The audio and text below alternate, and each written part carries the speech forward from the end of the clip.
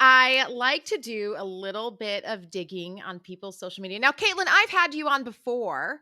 You are, I think, I want to make sure I'm correct. Only you now and Karen Swallow Prior have I had on twice.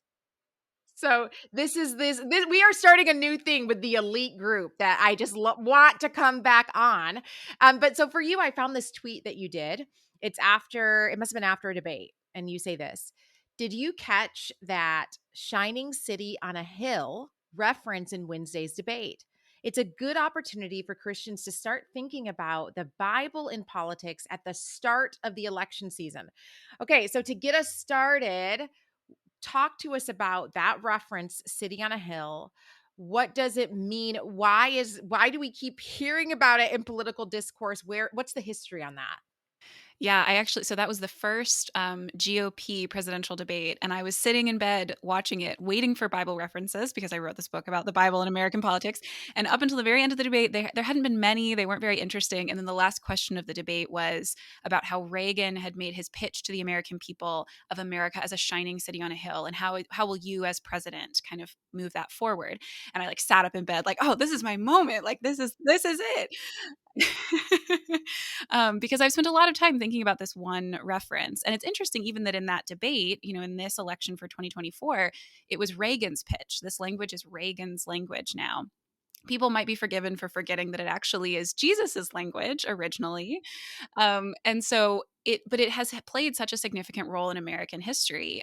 Very, very beginning of American history in 1630, John Winthrop, who was the governor of the Massachusetts Bay Colony, gave a speech or a sermon. We're not really sure exactly what he did or when he did it, but he has this document where he's kind of laying out his vision for his colony of people in the new world from his perspective. And he uses this line from Jesus's Sermon on the Mount that we would be a city on a hill. And he uses it to mean we will be kind of a righteous light to the nations. We will be a moral exemplar. He even in that speech he quotes from Isaiah about bringing in, the poor and the foreigner and the stranger into your home and taking care of them, and warns the people that they will be judged if they don't do what God has told the people of God to do in terms of taking care of the vulnerable and the poor, which we completely miss that part of his speech.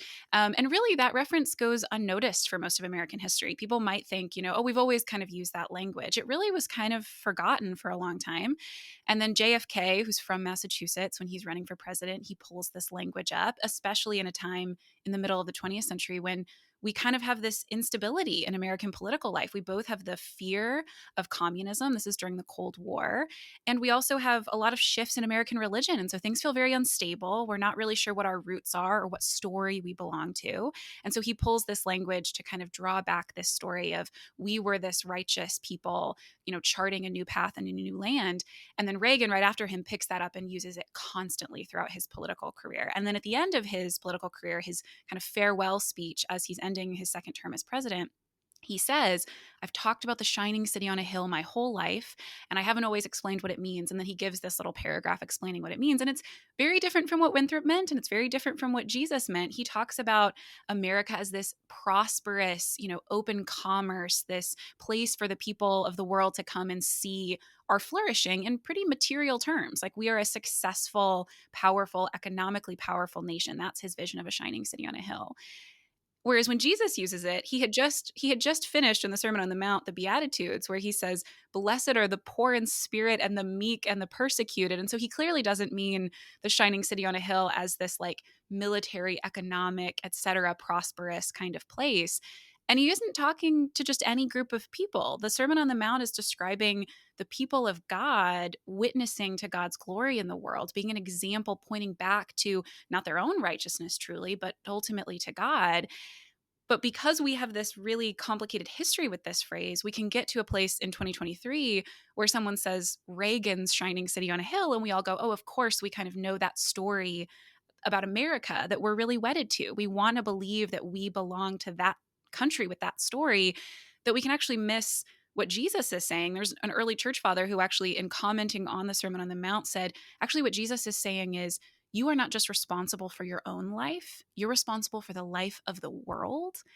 And it just feels like very, normal for humans to take this thing that said, hey, seek the flourishing of your larger community, seek the flourishing of the whole world, and twist and turn that into a symbol of our exclusive goodness, of America as a nation above other nations seeking our own goodness, when really the word from Jesus to the people of God was be a shining city on a hill, in the sense of you bring flourishing to the communities around you. You bring flourishing to the world. You take up the mantle the people of God have had since the very beginning of not just God blesses you, but what God says to Abraham at the very beginning is you are a blessing to the nations, not just for yourself. Caitlin, why I think in particular you are so important. And I really truly think anointed for the work that you're in is because the things that you are talking about, I know, are the things that this generation is really struggling with. And in a lot of ways, losing their faith over because they're so tired of Christian language being used as a weapon in political discourse. And I just want to say this here. I don't know that I have a question. I just want to say it. It is so important that we are providing this generation with intelligent, godly, wise responses to how do I navigate this world. And so I just want to encourage you that what you're doing is so important. I just want you to know that it really matters. So, we are in the middle of a pod class right now called Disrupting American Gods. And I want to talk to you about the American God of politics. A Stanford News article says we are living in a time where people see themselves aligning more by political party than even their race, which is wild, and their religion.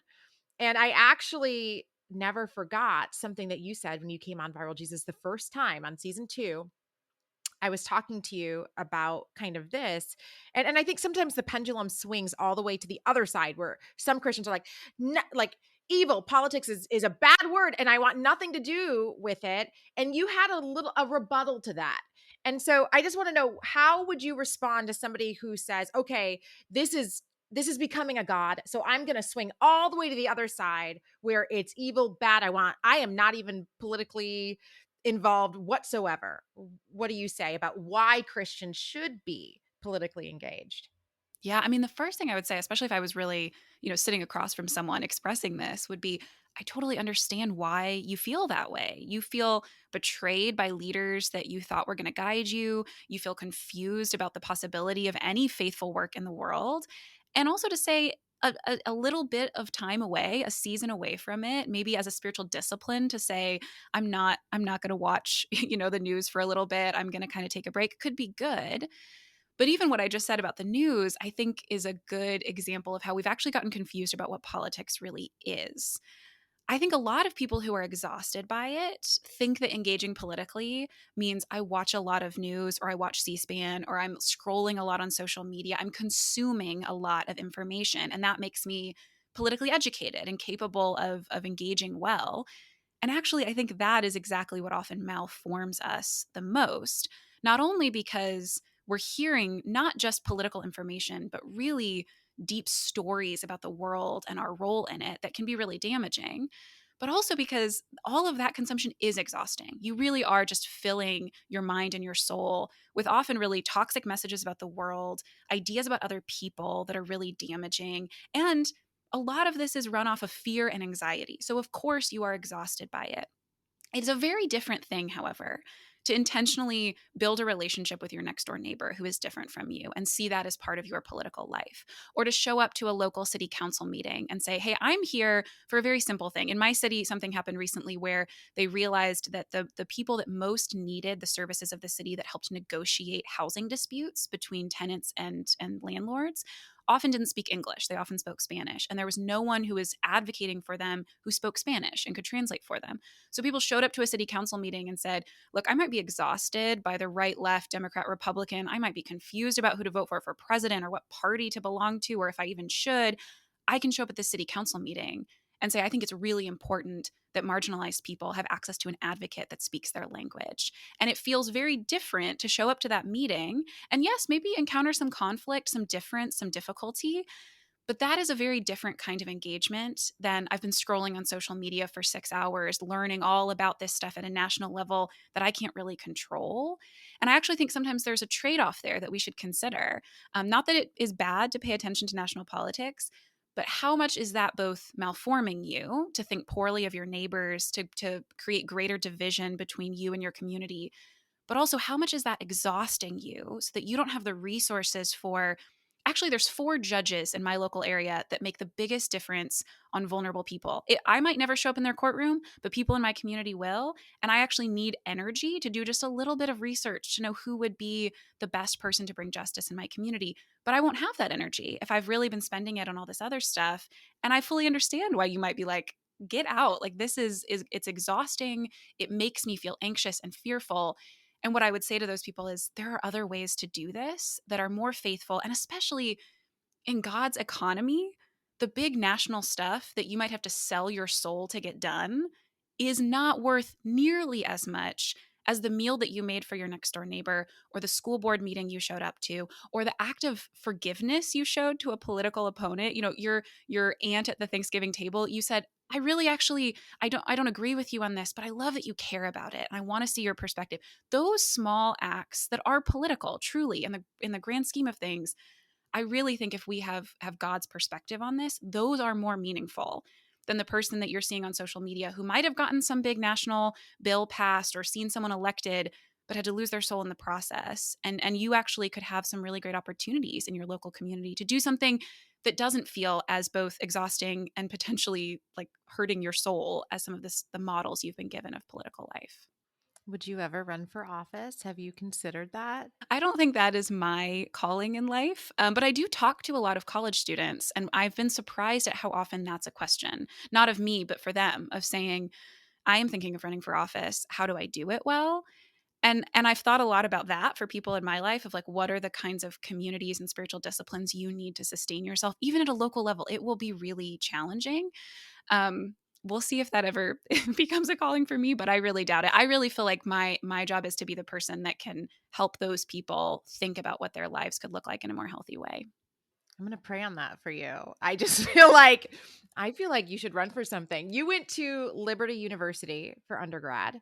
Liberty has definitely, especially, I mean, for in my world since 2016, gained a more politically active reputation in the public eye. Some say Jerry Falwell Jr., that his early endorsement of Trump really changed his presidential run.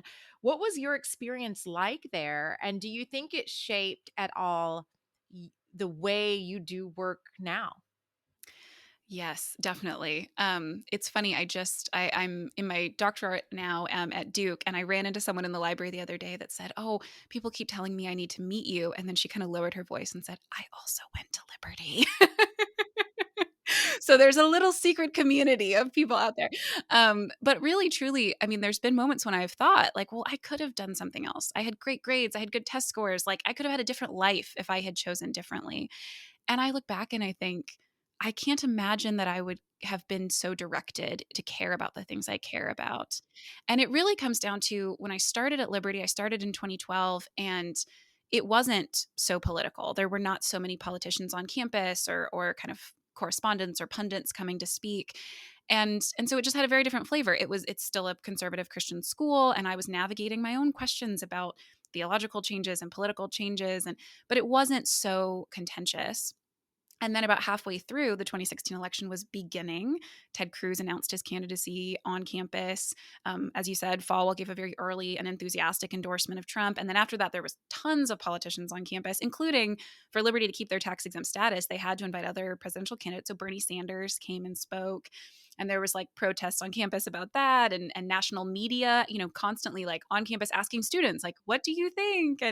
Um, and I am thankful for that time, both because it not only forced me to both have this like really personal experience of this intersection of faith and politics, and ask some deep questions about it, but also I look back and I think, praise God that I experienced that in a context where I had parents who were faithful Christians and let me ask questions and argue with them and disagree.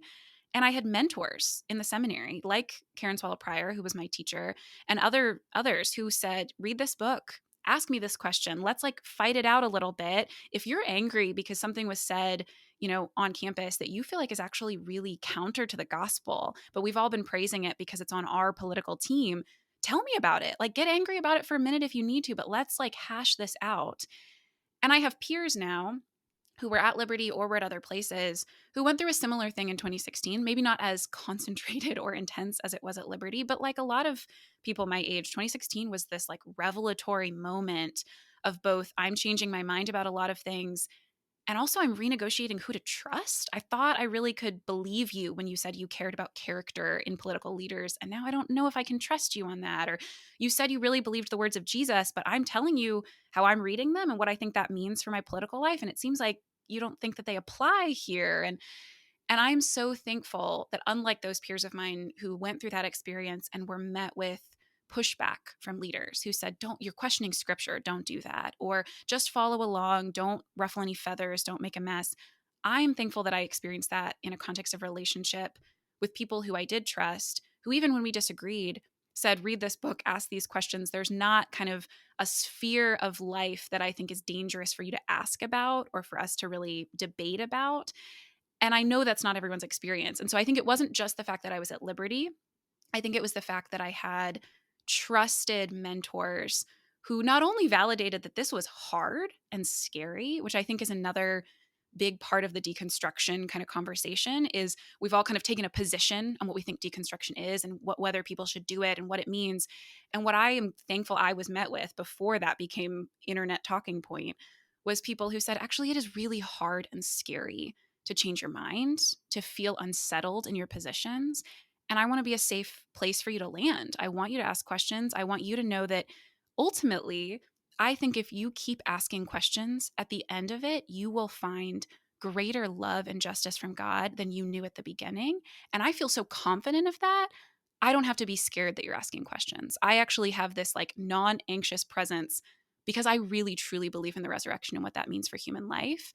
And having that experience of stability from people I trusted, I think that was transformative in both my own personal faith and then my interest in seeing how can we do that better in the church? How can we have better conversations across difference?